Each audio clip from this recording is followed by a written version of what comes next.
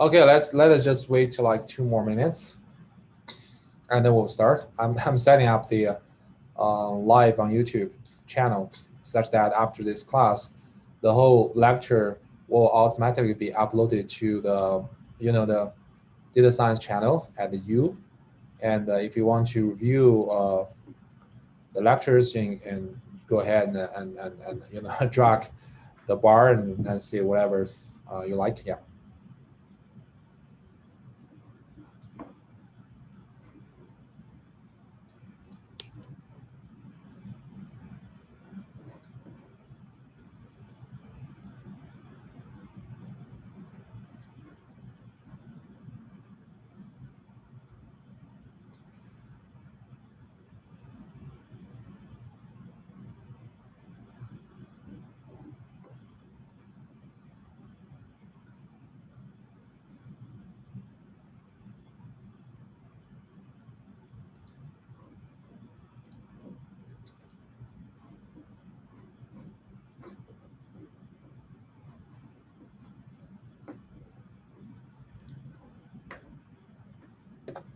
So okay, hello everyone. I think it's time to start our lecture. So first, can everybody see the shared syllabus? Yes. Okay, great. So we're gonna continue to walk through the syllabus, and please bear with me. I have to tell the whole details and schedule and logistics, all kind of set up for this class, because I know that you have until the end of the next week to make a decision. You're gonna like finally decide to take this class or you want to switch to another one. So I want you to get enough information, right, and then make the decision. And also I want to highlight those things to let you know I really need to what kind of efforts and time you should commit to do this course well, because I really want you to learn something useful or something you expected from this class, rather than just going through those slides. And that's not what we'll plan for. Okay. So in the last lecture, we talked about the getting the help. So basically, let me repeat again. So we have scheduled an office hour every weekday from Monday to Friday. So we have posted the office hours of every weekday in Piazza and in Canvas. So please take advantage of those office hours and interact with the instructor and our TMs. We're really willing to help you with that, and we do not want to like stay there for empty Zoom room for like 2 hours. So don't be shy, right? Any question regarding the homework, regarding the clarification of the course content, do not hesitate and ask the questions. Or you can also post the questions on Piazza, right? So here, Piazza Q&A session. But remember, please do not post questions on Canvas because it's not very responsive, and we'll only focus on Piazza. We'll make some announcements like homework uploads and due of the midterm exam, not midterm course project report, all those kind of things in Piazza, but we won't issue any discussions and grading homeworks in Piazza, in Canvas. So please, if you want to discuss, you want to clarify, just feel free to post your issues and questions or answers on Piazza. It is really convenient. We purchased that with we purchased the license with extra money, right? We don't want to waste that money, right? We want to use that to benefit every one of you. And feel free to post the questions regarding anything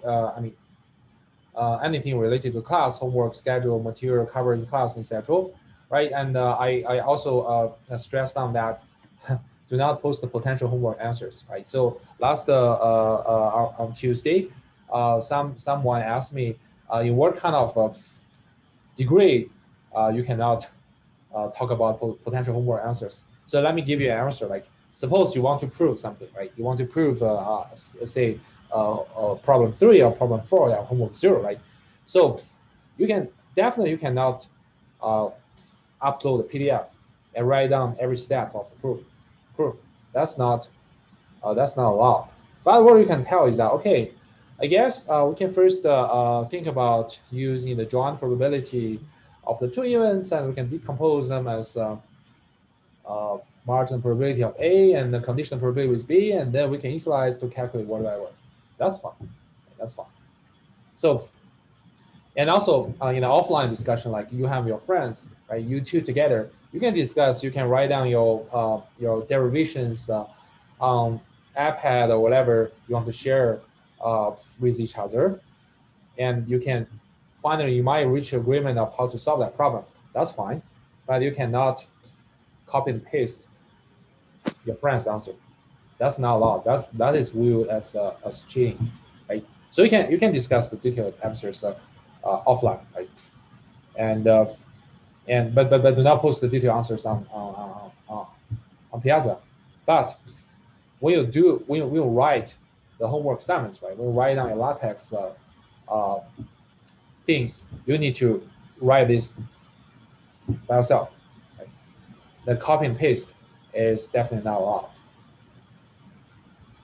Okay, does it sound good?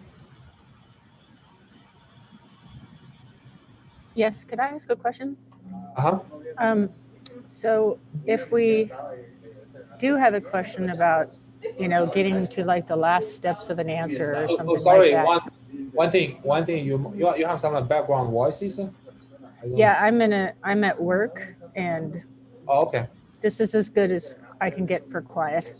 Okay, no problem. So anyway, can we email a TA, like a PDF or something, and if we have a question about some particular step that we can't post on Piazza? Oh yeah, you can, but you can only email TA. You shouldn't post it on Piazza. Okay. Like you can tell TA, like, okay, say I have derived step A and B and C, but I'm stuck in step D, and can you do me a favor to give some hint? That's doable. That's just like in person office hour. You write down your steps, on whiteboard, right? And we interact with each other to give you some hint. That's allowed. Thank you. Okay. Any other question?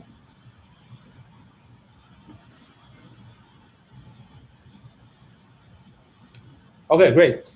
So again, like, don't be shy, right? Just reach out to TMs, and also me and our TMs are watching the Piazza Q&A section all day. Right? We try to respond. We try to respond to you as soon as possible. Right? I'm glad to say quite a few questions were asked yesterday and the day before yesterday. It's really good. It's really good. Okay, so next I'm gonna briefly introduce what topics we're planning to cover throughout this semester. So we will mainly focus on the supervised machine learning, right? Because this is the most important part of machine learning, and depends on our schedule. We might cover a little bit unsupervised learning, I might not, but don't worry, because once you know things about supervised learning, and unsupervised learning is really straightforward. So nothing to worry about. So then, what kind of supervised machine learning topics are we going to discuss? Right. So we'll mainly introduce a set of like very fundamental, very successful, very widely used models through introducing and discussing them. We also introduce like fundamental ideas like overfitting, cross-validation, and kernel tricks, those kind of stuffs, right? We will start with like probably the most classical machine learning models called decision trees. I think those decision trees are kind of like machine learning, which is closest to human learning. It's really interpretable, and it's really like how human beings think about that. We have like hierarchical way of thinking that, which can be structured as trees, and we we are used to create some rules to deal with all kinds of situations. So decision trees just tell you how to automatically extract such kind of trees efficiently from data. And then we'll talk about, then we'll introduce the idea of overfitting and cross-validation. You might have seen this term in many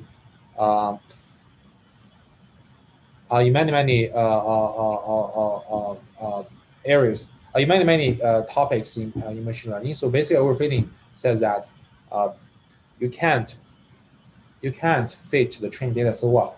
If it is fitting so well, you might have trouble. This is mainly because your collection of training examples are always not perfect. They're always your training examples will always be corrupted by some kind of noises. If you overfit it too much, those noises will mislead your classifier and lead to very bad performance in predicting unseen examples.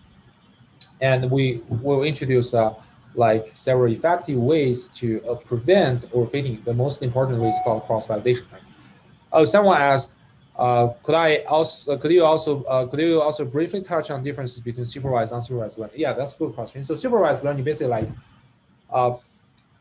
I just like teach you how to solve problems, right?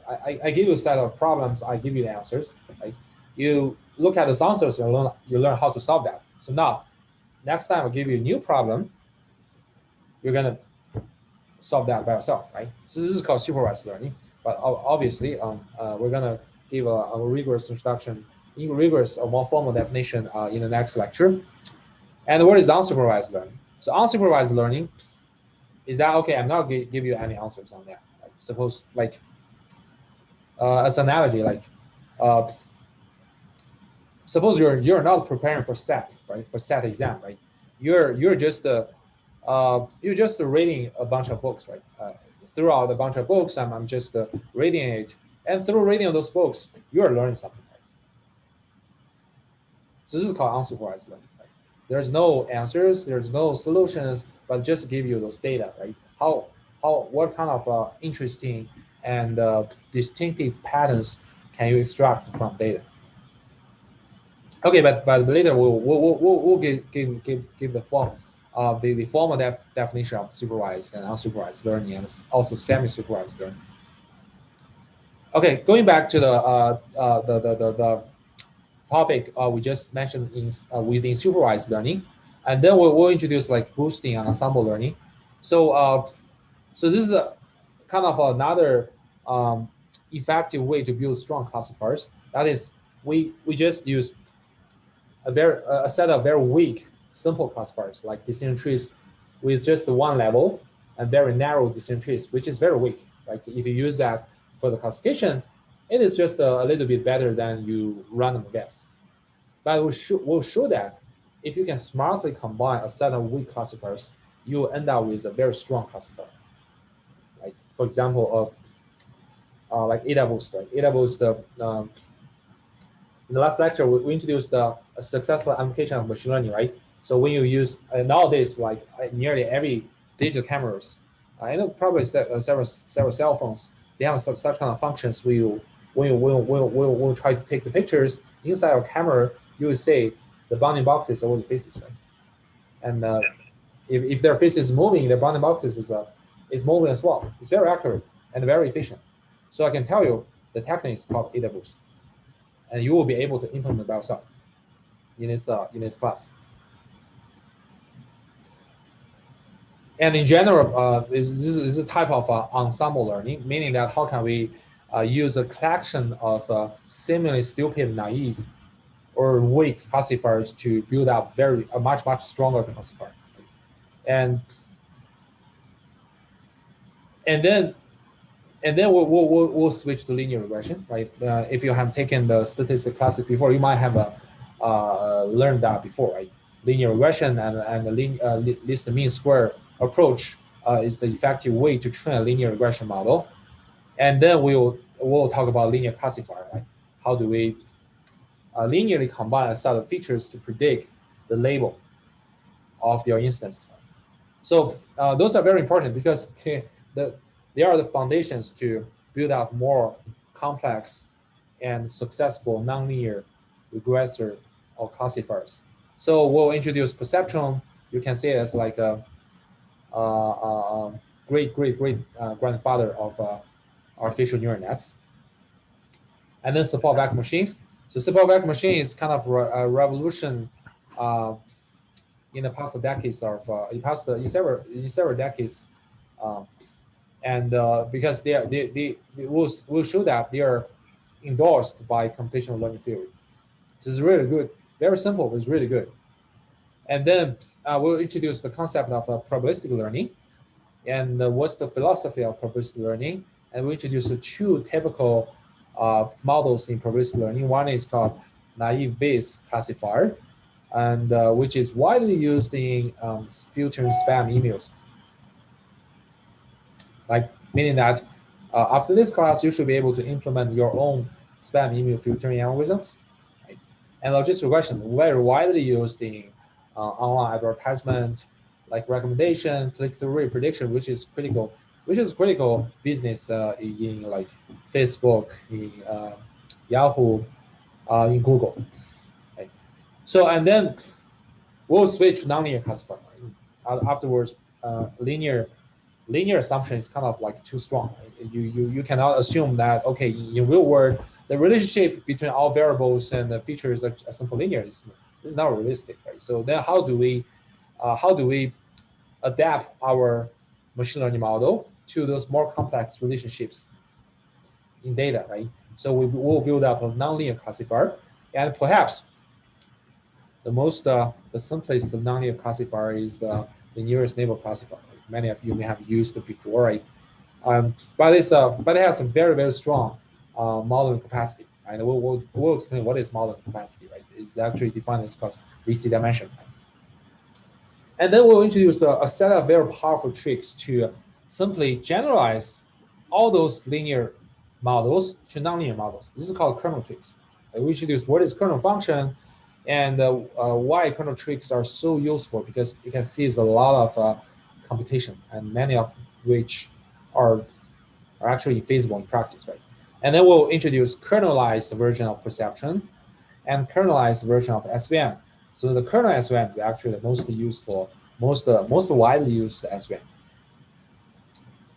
And finally, of course, we're going to introduce the state of art deep neural nets, right? The hottest machine learning model right now, and the deep neural nets is actually used everywhere. Like deep face, like deep fake, right? Somebody mentioned that in the last lecture. So we're going to introduce what is the key idea of deep neural nets, right? What is the analogy to biological neural nets, and how do we effectively train these deep neural nets? That means we need to know the backpropagation. So everyone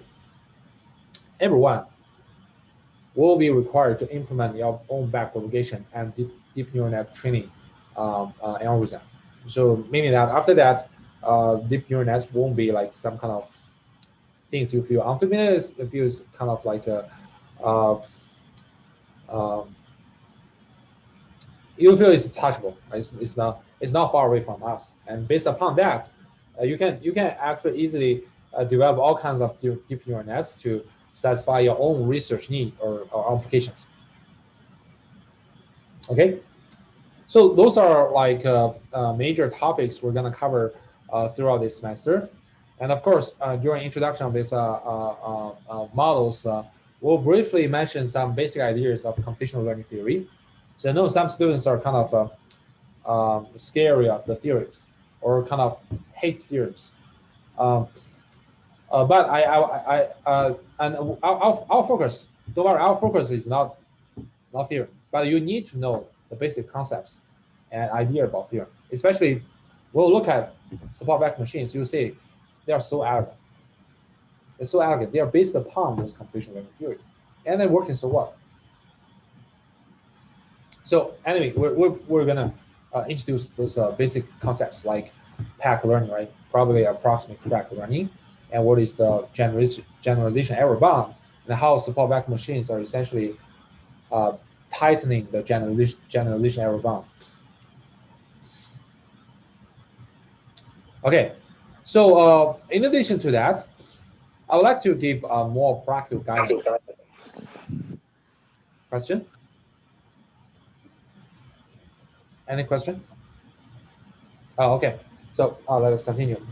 So I'll spend one lecture introducing some practical guidance to give you some suggestions if you want to apply machine learning in practice. And also, we'll spend like 1 or 2 lectures to give a tutorial about TensorFlow and PyTorch. Those are like most popular deep learning tools and libraries. So if you want to do something related to deep neural nets, I mean, not only in deep neural nets, actually in nearly all the modern machine learning models, PyTorch and TensorFlow can give you very convenient support on that. Basically, you don't need to implement many details like how do you calculate the gradient and how do you do the backpropagation, and those libraries will do everything for you. What you need is to focus on the model, on the high-level inference algorithms. So getting to know how to use PyTorch and TensorFlow is really beneficial for you guys. So, well, I would like to plan for 2 tutorials. Each tutorial given by one of our TMs, and we'll share with the code, and so that you can play around with that. Does this sound good? Any questions so far regarding the schedule of the course topics?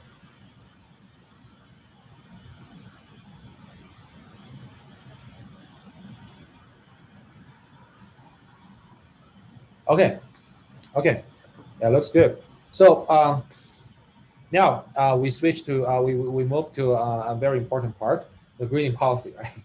How our efforts will be reflected to the final grade, right? So here is the weights for different portions of the assignments, workload, right? The work. So basically, our final grade is determined by 3 parts: homeworks, course project, and final exam. So as I mentioned last time, I will not require you guys to do a midterm exam. I feel like it's not that meaningful. So homeworks will take about 50% of the importance, because we'll have 6 homeworks. So the workload is pretty heavy, and each homework, I mean, except homework 0, which is just for review, each homework will consist of both analytical problems and program assignments. So the program assignment typically require you to implement a particular machine learning models discussed in our class, or some kind of variant of that, and test them in real-world data sets, right? So we'll provide data sets for you. You don't need to pre-process that, but you need to test them and debug your model, debug your algorithms to ensure it is working. And then you need to look into your results and analyze whether these results are reasonable or not. And each homework might have a different number of points. That's depending on the work amount. So you might see like this homework 2 might have like 100 points. The other is 120 points. So don't worry. Finally, we're gonna like weigh them together and then get an integrated grade. So regarding the program assignment, right? How do you implement that, right? Some students actually asked this question on Tuesday, right? So which language can we use, right? So in principle, there's no restriction of the program language, but we highly suggest you to use MATLAB, Python, or R for the programming. The reason is not only because those 3 languages are very popular, very high level, such that you don't need to worry about the low-level issues like how do you compute matrix multiplying matrix inverse, how do you implement LBFGS optimization algorithms, right? You don't need to worry about that. With those languages, only need to You only need to concentrate on the algorithm steps in the machine learning level, right? And also, those are like, especially Python is kind of like a standard language in machine learning area. So if you want to do more things in machine learning or data mining in the future, it's better to be very familiar with Python and MATLAB. R is also good as well, but R is more popular in statisticians. But other than that, if you insist on using other programming languages, it's fine, like C or C++. But be cautious. Like if you're programming with like C or C++ or Java, it will take more time. Right? But whatever language you use, you should guarantee that your program can be compiled and run on arcade machines, right? So it's a typical setting in our in our campus, and also our TMs will test your program with arcade machines. So be sure your program is runnable on those platforms. Otherwise, since we cannot test your program, we cannot give you credits. Okay. And another thing I want to highlight is that you are free to use existing libraries, existing numerical libraries like matrix computation, tensor computation, like NumPy and SciPy in Python, right? And but you are not allowed to call some APIs to directly fulfill the required model algorithms. Like probably many of you may have heard of this machine learning libraries called scikit-learn. How many of you have heard of that?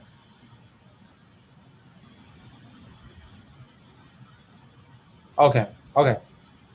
Wow, quite a few. Okay, so basically, scikit-learn has implemented a lot of like machine learning algorithms, commonly used machine learning algorithms.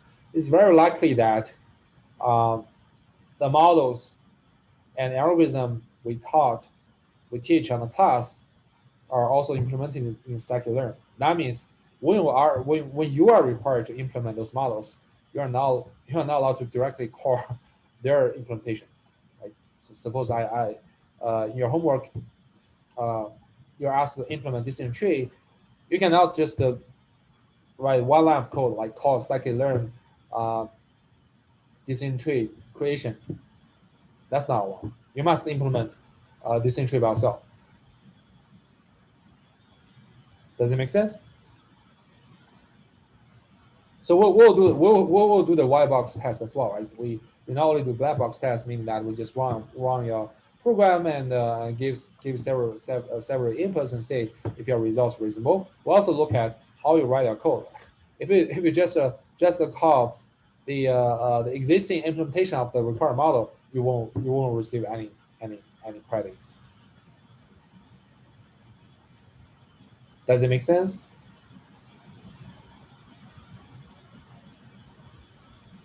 Any question so far about the homework assignment?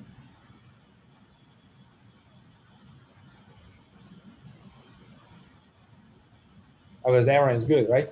Okay, so the next thing, and also very important thing, is cross project. So this is to give you some kind of practical experience of applying machine learning. So everybody needs to do one project that uses machine learning to address some practical problems. So you need to create a GitHub repository to maintain and update the project. We would like to see the records of your GitHub repository. We want to say where is your implementation code, where is your midterm report and final report. You cannot do it like 3 days before the end of the semester. That's not allowed. You have to really treat this project. And also, you are required to submit midterm final reports. Oh, one thing I forgot to mention about homeworks.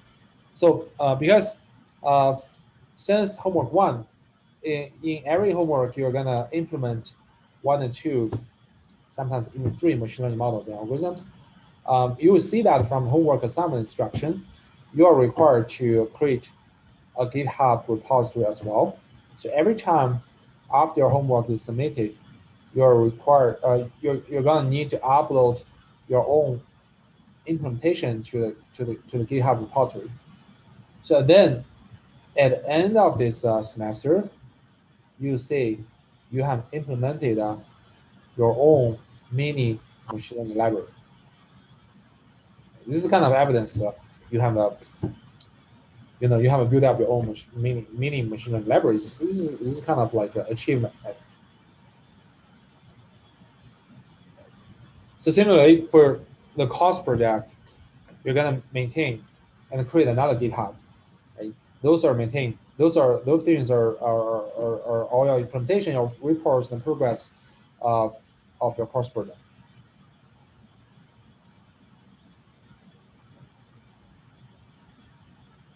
Any question?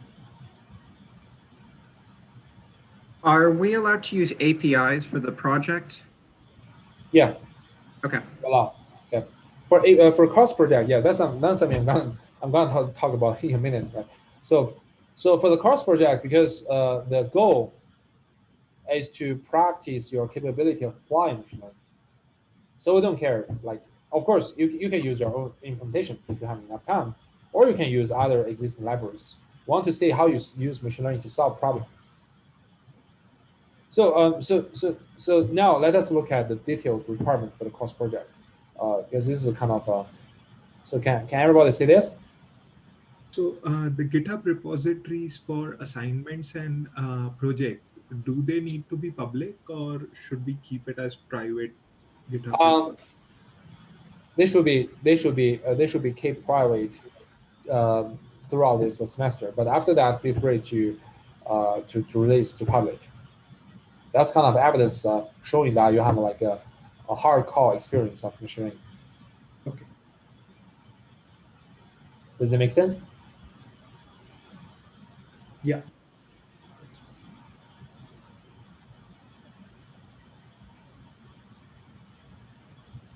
Okay, so so now I have a jump to the course webpage about in the projects. So is everybody able to see the page?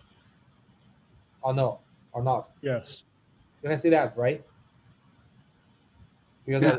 I saw the bounding box which show the share region actually includes this page. Okay, so now I want to give an introduction of this project plan. So basically, you can do 2 types of projects. One is called competitive project. So what does it mean? It means that you're doing some competition task on Kaggle. Anyone heard of Kaggle? Okay, it's a brilliant data science platform. Yeah. Oh, I'm happy to see many of you raise your hands. Yeah. So it's a brilliant platform which is open to many data science machine learning tasks. So we're gonna create our own task. I will set up the task. I will give you the data, and I give you initial test data.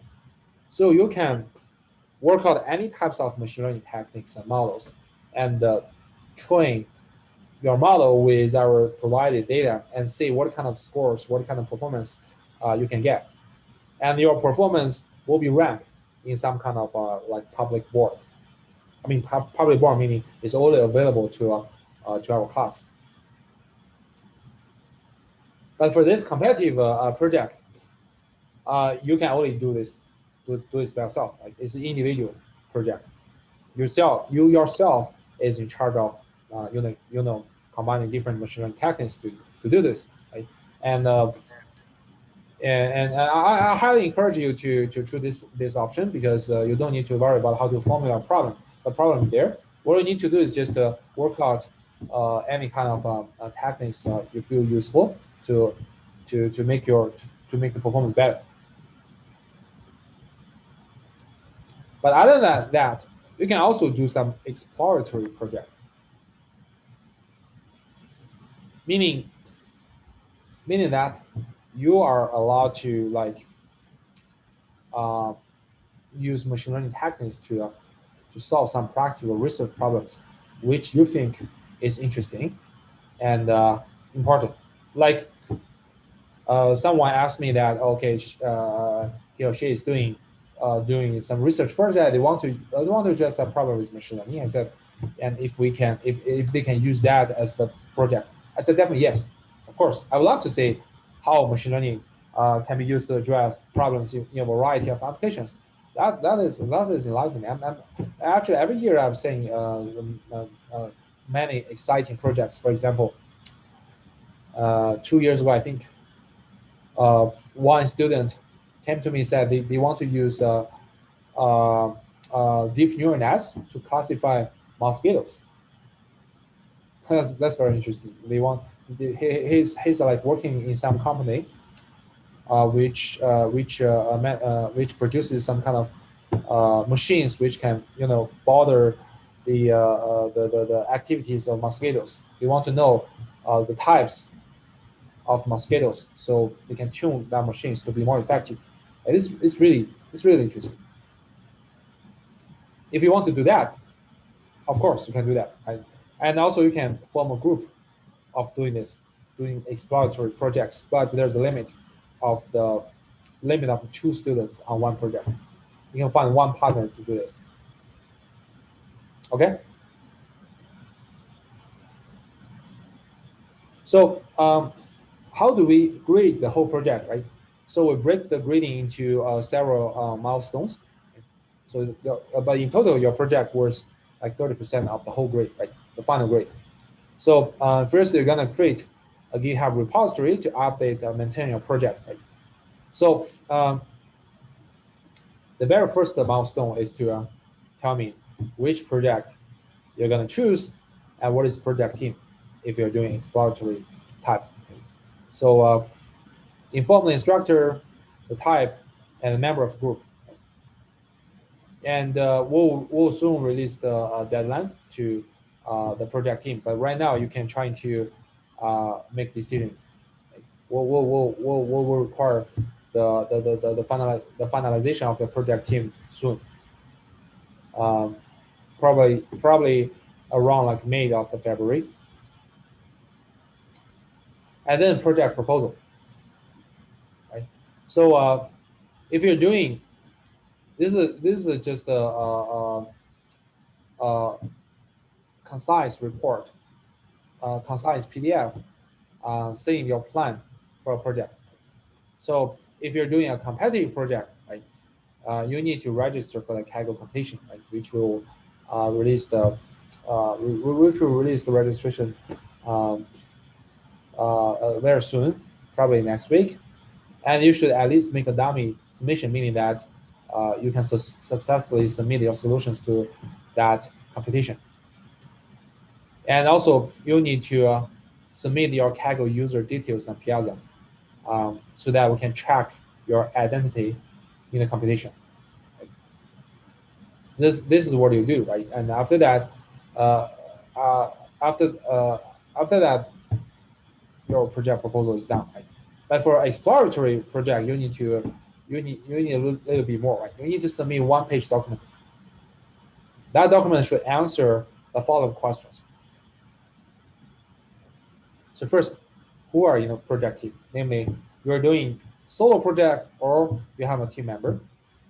And what's your and second, what kind of problem do you want to address, and why you want to do this? This is important, right? If you want to do any research or exploration, you need to have a strong motivation, right? So why do you want to use machine learning rather than the traditional methods? What's the disadvantage of traditional methods, right? What kind of things do you expect machine learning can improve? This is about project proposal, right? And we'll set up deadlines for every milestones. So don't worry, you will be notified what is deadline, and we'll remind you to start. And then midterm report that will be due in the middle of this semester. So I want you to submit a 3-page document about what you have done for the project, and the size is fixed to be 11 fonts, right? That's we want to restrict the. I want to ensure that your efforts is kind of uniform. Right? Don't try to intentionally enlarge the fonts to reduce what you write, or try to decrease the font to write a lot.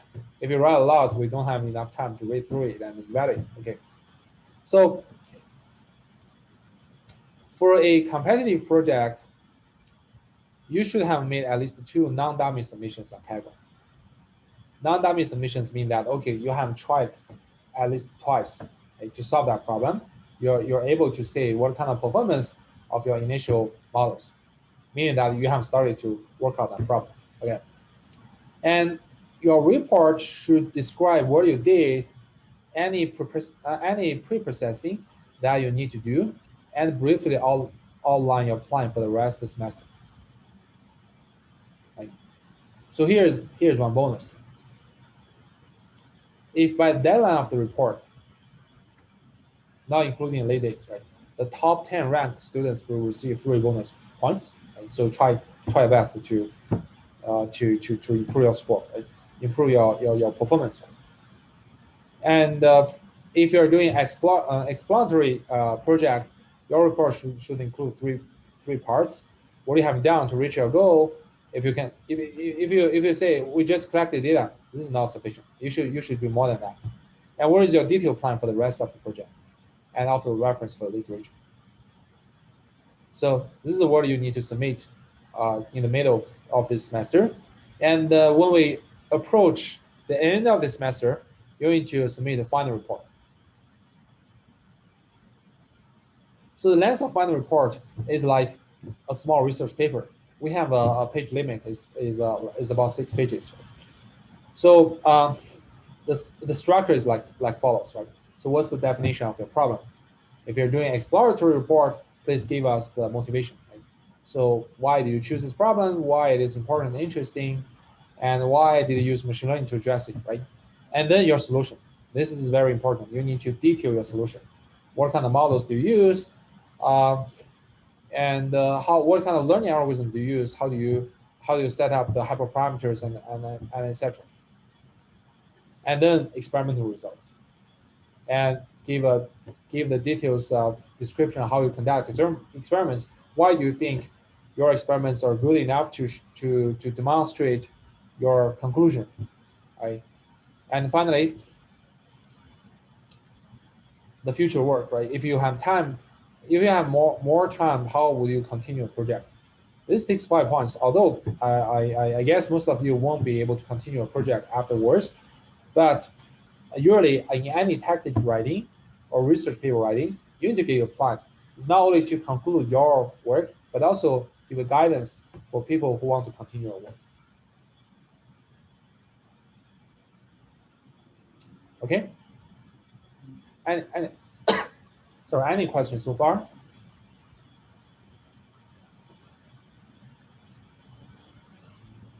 Great. So someone may choose to do theoretical projects, although it's not very common. So if you choose to do some theoretical projects, you want to prove some new machine learning theory, that's fine. That means you don't need to do some experimental evaluation kind of things, right? So that means your solution and the experimental part will be graded as the integral part, integral component with 40 points.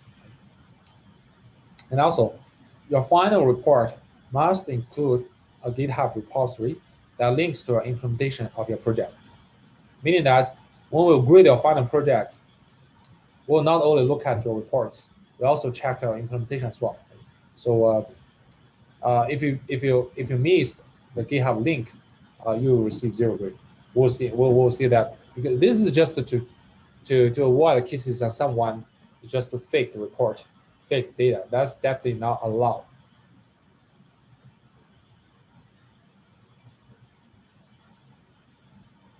Okay.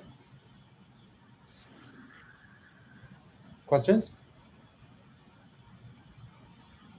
Questions or concerns?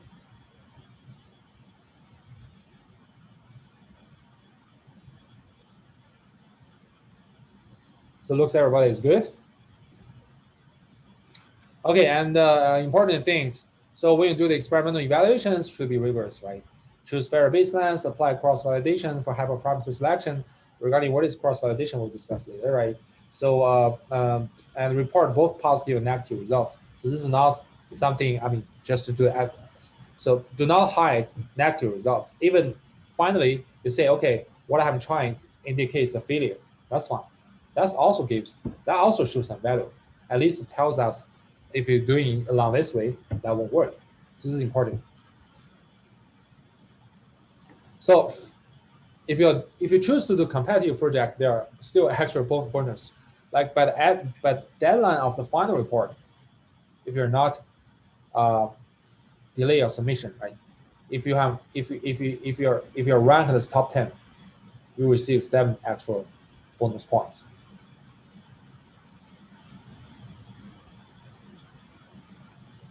Okay, so someone might ask, okay, what kind of topics can we choose for exploratory are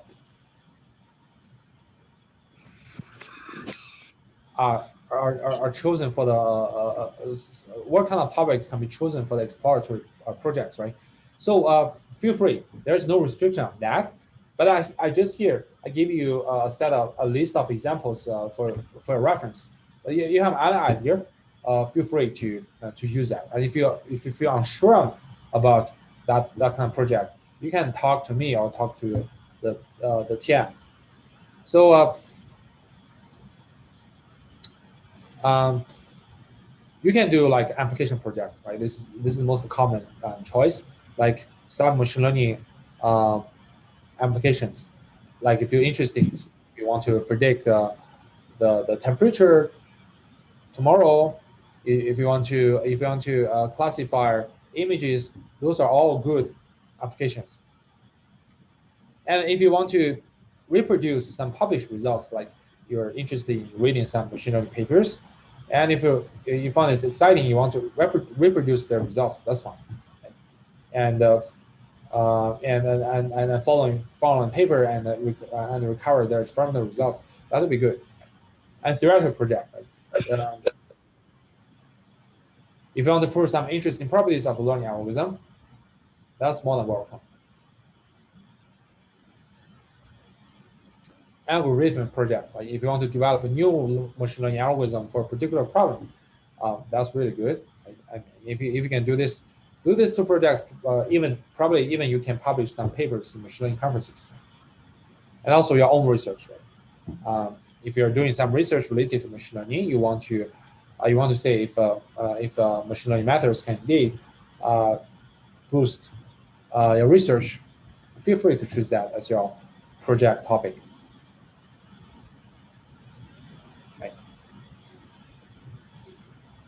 So any questions so far before I give more concrete examples?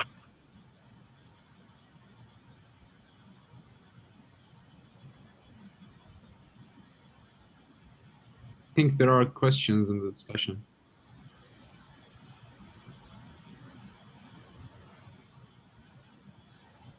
Oh, so I don't know if should I answer how many students are in the class again. Okay, we are like more than 70 students right now in our class, but probably after 2 weeks, the number can be reduced because some of you might decide to choose out the class. And it's a semester long project. Yeah, this project is semester long project. As I just mentioned, right?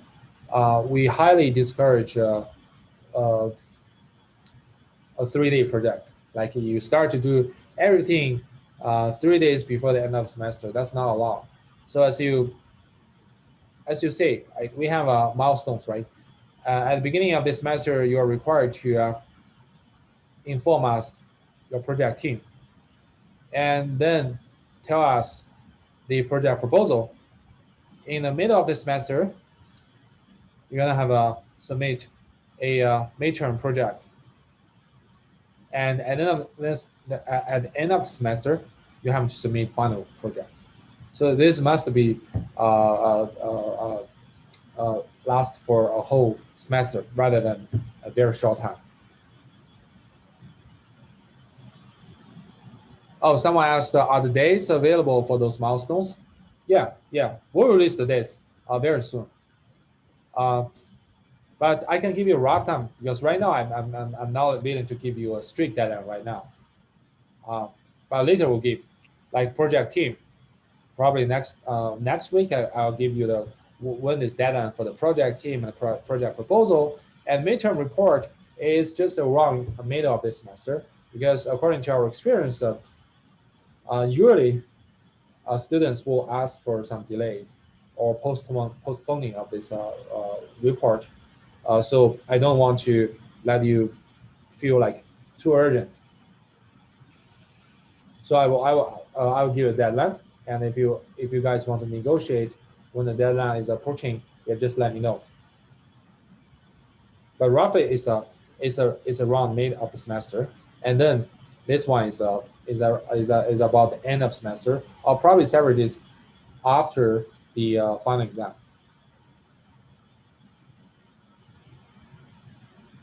Does it make sense? Any question? Okay. Great. So next I'm going to give you some like concrete examples. If you have no idea, you want to do exploratory projects, but you have no idea, right? So the first examples I suggest will be look at the Kaggle. So if you click the Kaggle computation, you see this platform actually integrates a lot of like huge amount of like interesting tasks. You can see them from the title, right? Like gene street market prediction, hacking the kidney, I guess is some kind of biomedical study, and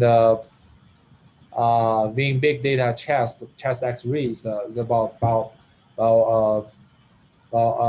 medical imaging things, and rock paper scissors. I don't know that, but looks like interesting, right?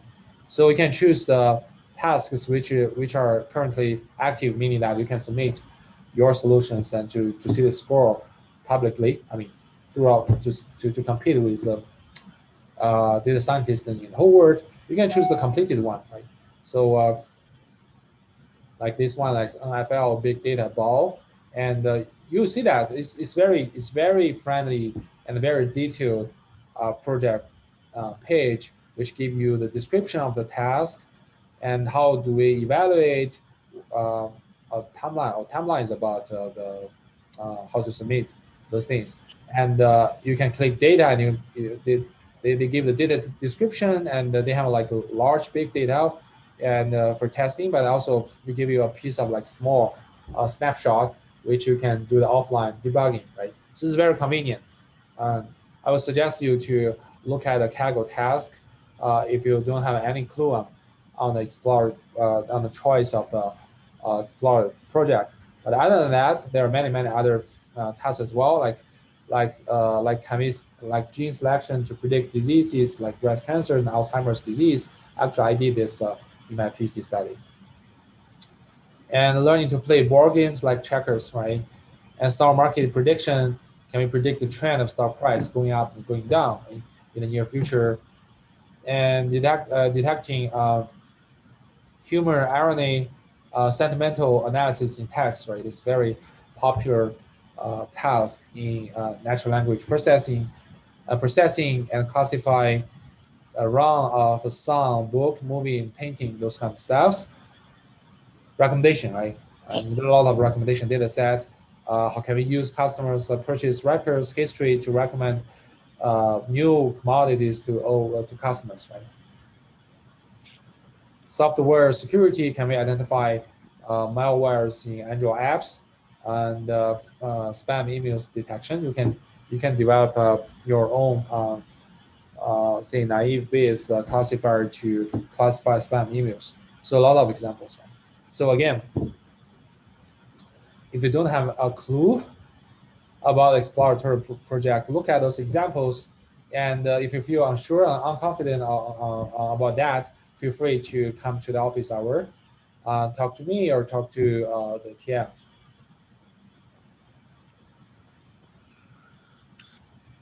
Any questions so far?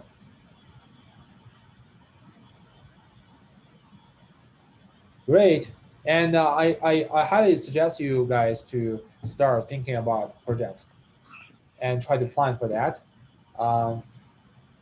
Because after, it's very likely after next week, we'll post the deadlines for the project team project proposal. You can start to team up if you want to do the explore project.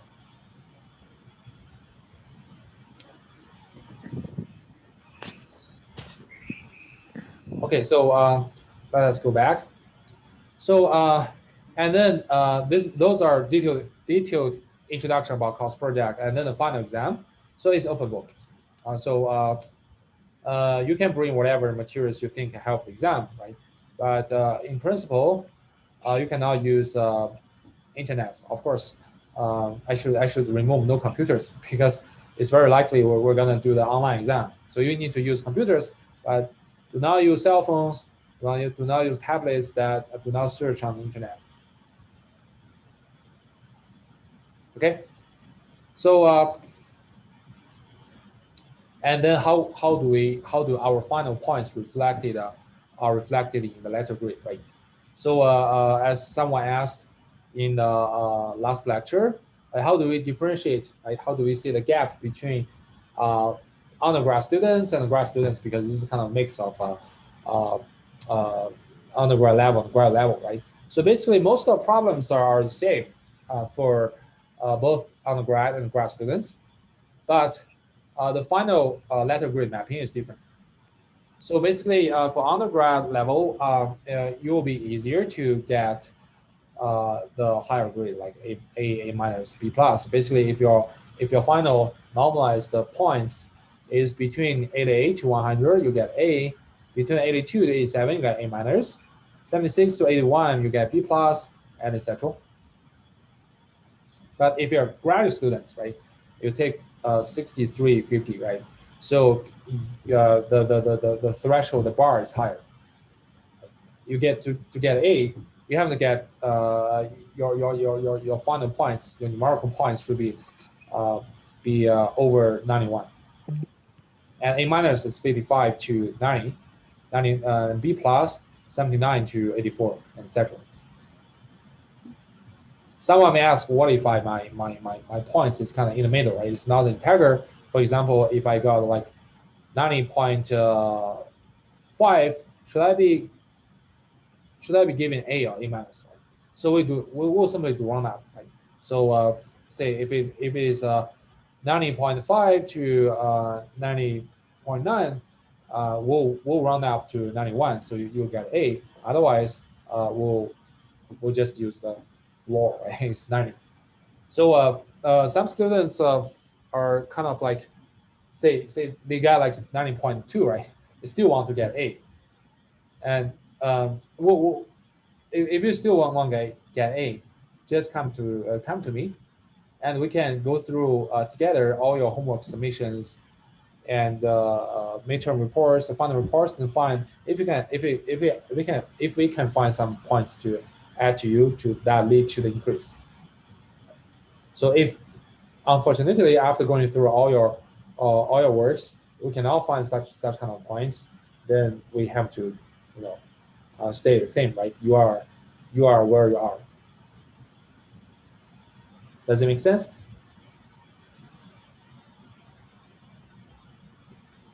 Okay, and important days, final exam. So this time have already been scheduled online. So it's also posted on our course web page, and also we give the link to the official schedule so you can just check. But don't worry, and when the final exam is approaching, we'll just keep reminding you in Canvas and in Piazza. And important policies about late policy. Right? What if you fail to submit your homework assignments or reports in time, right? So here's the late policy, right? So first, each assignment must be turned through Piazza, right? Do not turn your homework in Canvas. We won't look at that, right? Submit homework through Piazza, right? And please turning your homework by the designated deadline, usually is like 11:59 p.m. to receive the full credit. If you happen to miss the deadline, you incur 10% penalty. And then after every 24 hours late, it will incur another 10%. But we can only accept 2 days later, meaning after 48 hours, you have 0 points for the homeworks.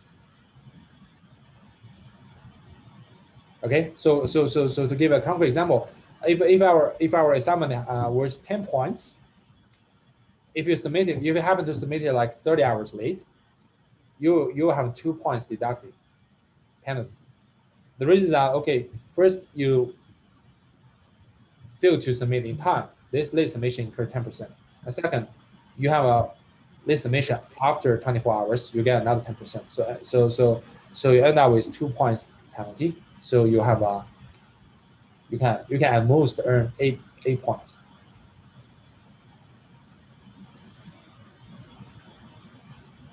Okay.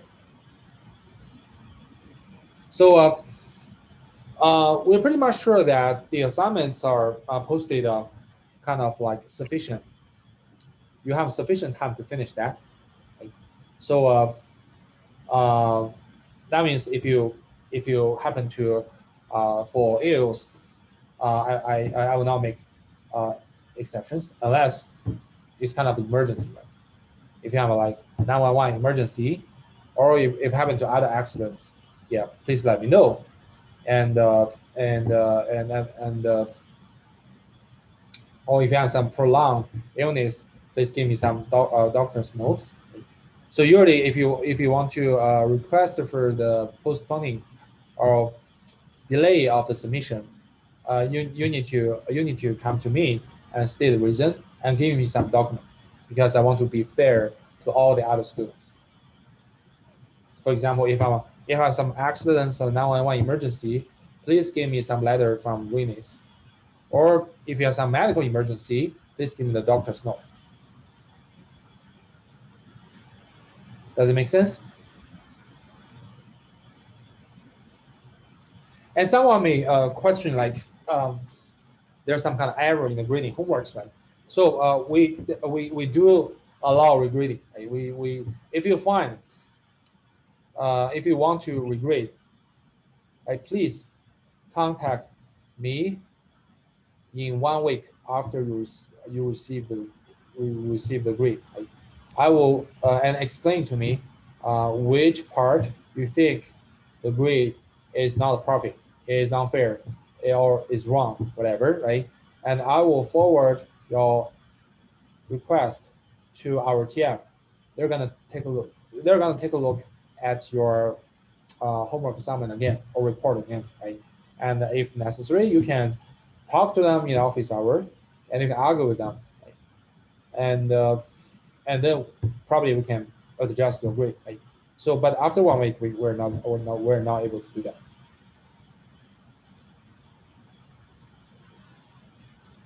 Does it make sense?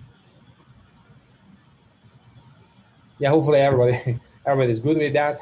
So want to be fair, want to account for all kinds of situations, but also we want to be fair to all the students, right? Who, if they work hard and they reach the deadline, and yeah, they should receive good grades, right? Okay, and homework submission. Homework submission, we only accept homeworks written in LaTeX. We do not accept handwritten scans, those kind of things. Part of the reason that is it's really hard to recognize. So also, if you have never used LaTeX, it's a really good chance to practice that, because LaTeX is kind of like standard, the actual standard in technical and scientific domains, right? No matter, I mean, in the future, no matter what areas you're doing, as long as you're involved in some kind of research and development, you must be familiar with LaTeX. Otherwise, you're not able to effectively communicate with people in the community. So here we give some kind of link which contains some simple text file and a PDF. And so what you need to do is just download some LaTeX compiler and editor, and then just add them. And every time when we release homework, we also release the template LaTeX file. So what you don't need to do extra things. You don't need to do things from scratch. You just modify the template LaTeX file and to finish the homework. It's pretty convenient. And also we have included, if I already started your homework 0, you see that there's a math template file. It's called common. It's called emac common.txt. So basically, these are like simplified notations for a variety of mathematical notations. I highly suggest to use the definition in that list. When you write down those math equations, the steps, it will be a lot more easier and more efficient. So that's the this template math text file are I inherited from my advisor. My advisor inherited from MIT. So yeah, I highly suggest you to use that. So any question regarding how we submit homeworks? Do we submit the PDF or the text file? PDF. Thank you. Yeah, you submit PDF, but it's compiled by LaTeX. Right? Don't submit PDF, right, which is scanned, which is scanned version of your handwritten papers, whatever. Any other questions?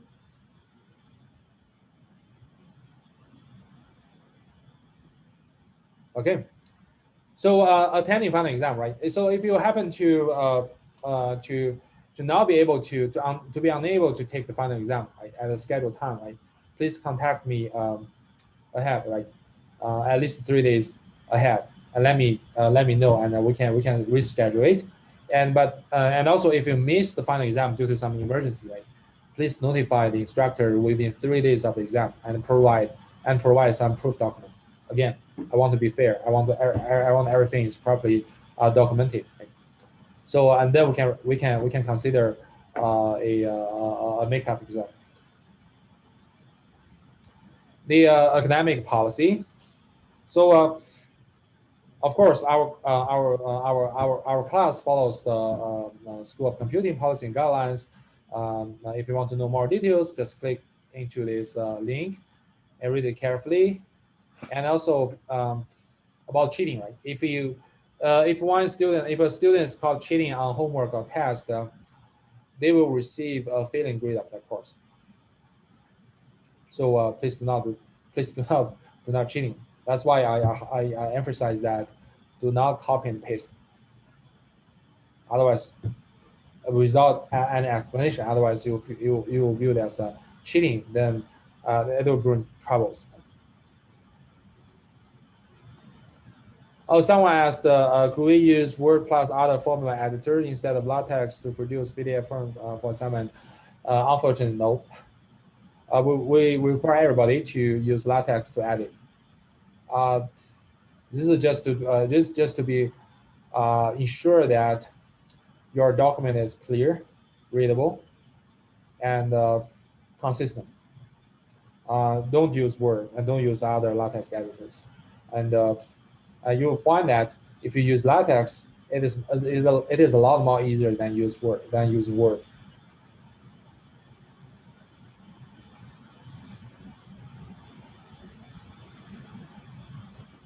Any other question?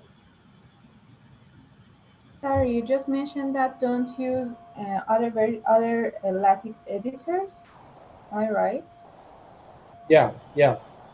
Only use LaTeX editor and compile with LaTeX. Of course, there are many different LaTeX editors. Yeah, and can we use bin edits, for example? Oh, of course. Okay, thank you. Definitely. I mean, you just use LaTeX to compile. I mean, there are a variety of LaTeX. You're free to choose, but don't use Word. Okay. Word and plug in those awkward formulas. That is not accepted. And also, I mean, this is to intentionally train you to use LaTeX because it's standard. It's the actual standard in scientific domain and the technical domain. True. Thank you. Okay. And collaboration policy. This is just to help you avoid incurring the cheating policy. So basically, I know that it is often the case that you guys want to discuss answers. Right? You're free to do that. Actually, we encourage to do that. Right? But again, as I just mentioned, like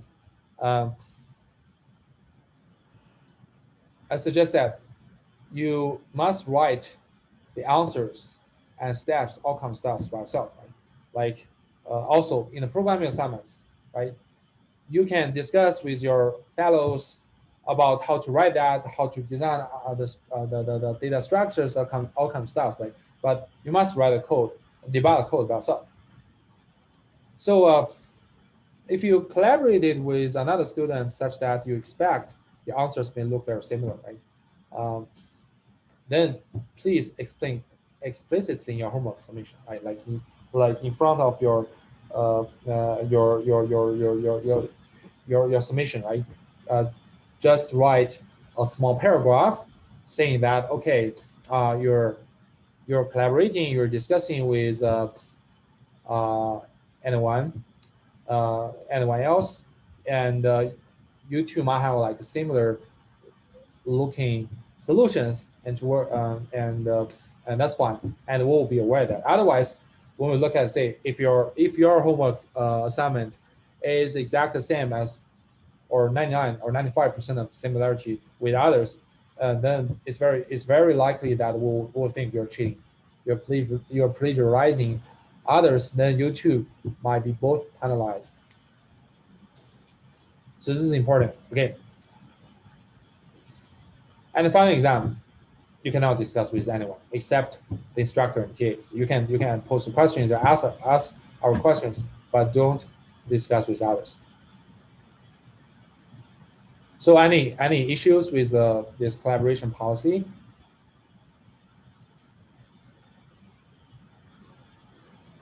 Yeah, so if during the exam we have a question, we should post it on Piazza in like as a private question, not a public question. Yeah, that would be great. Yeah, I haven't figured out the final online exam. How do we conduct that? It's very likely we're gonna conduct it in Piazza. That means we definitely have a channel to ask the questions privately. That's for sure, right? But you know, because the university might encourage us to use some other online examination platform. I will see how they're gonna push that. But right now, what I plan is that to schedule the online exam just on the Piazza platform.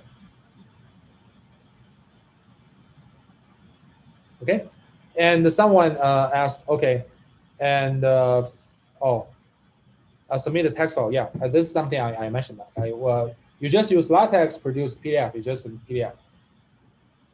And finally, students with disabilities. So that's for sure. Like if you have any problems, like physical challenging things, do not hesitate and let me know. I will try our best to help you. And we also, the university has had many facilities to help with you. But do not hesitate. Just contact me, and I will contact the corresponding offices to give you help. Okay. Those are all about the policies and schedules and all kinds of things. Hopefully, you're not feeling too boring.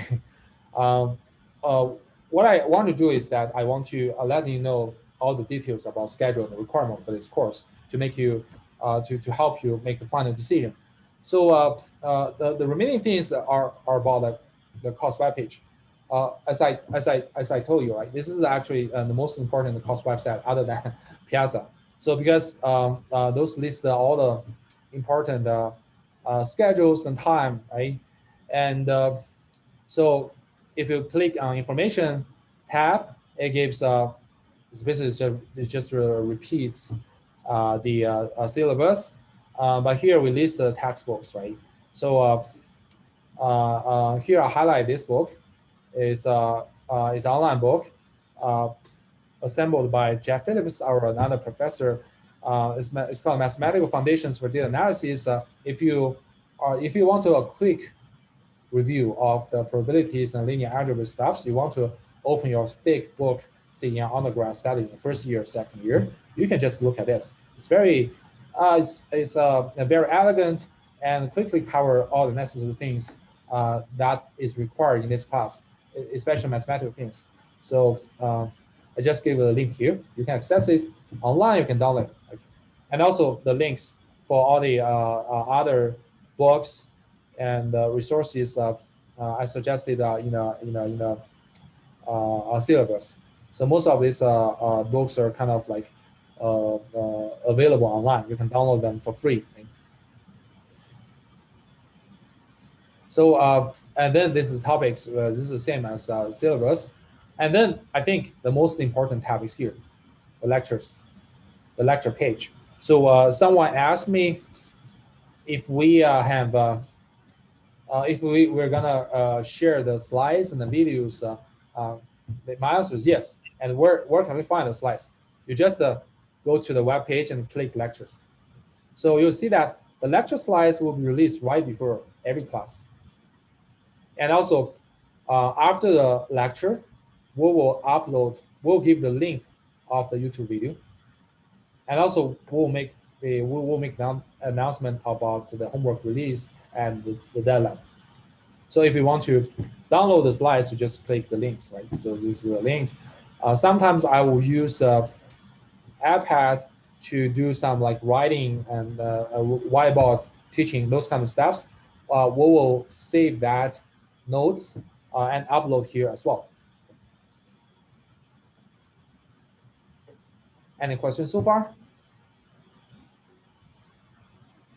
Okay, great. And also the project details. I mean, and you may miss the details I just covered, right? You can go back to look at those pages and then go through that. So please take 10 minutes to look at this and start to prepare, start to think about their project. This is really important. Okay. So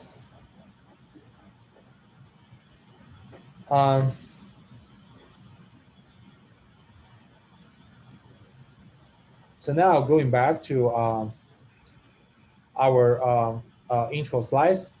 So again, I want to emphasize that our course focuses or emphasizes on underlying concept and algorithmic ideas. Our course is not to talk about the specific machine learning tool or any single machine learning paradigm.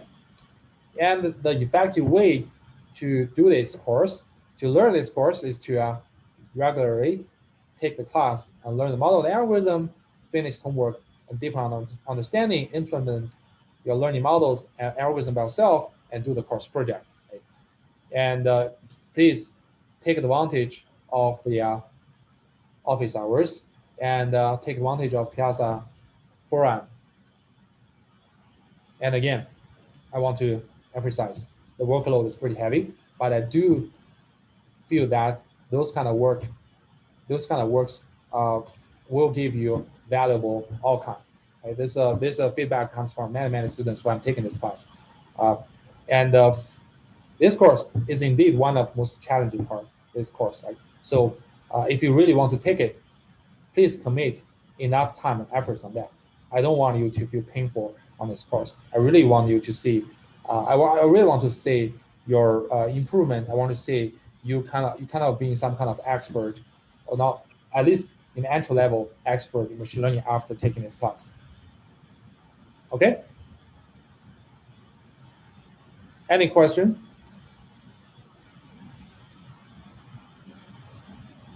Okay, thanks. And I'm sorry that it's a kind of like a tedious introduction of the whole course schedule, topics, and all kind of stuffs. Again, this is to give you the comprehensive overview of this class for you to make a decision.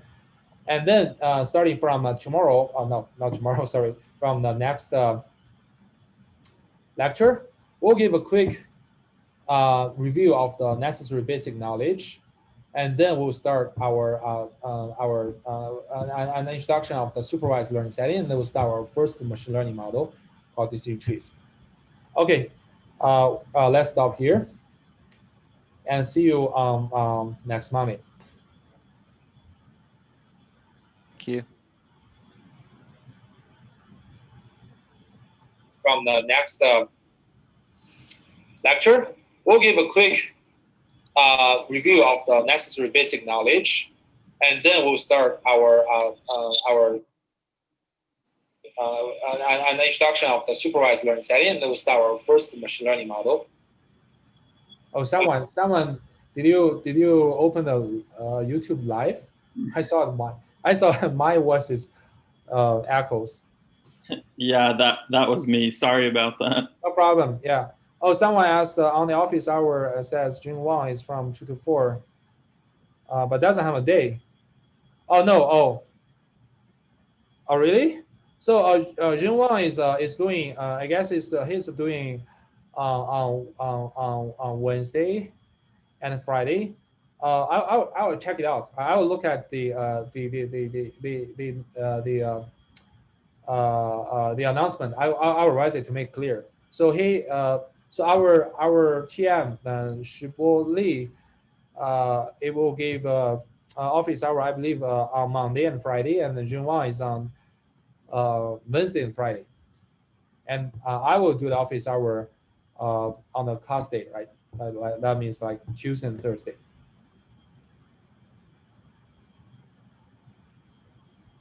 Okay, thanks.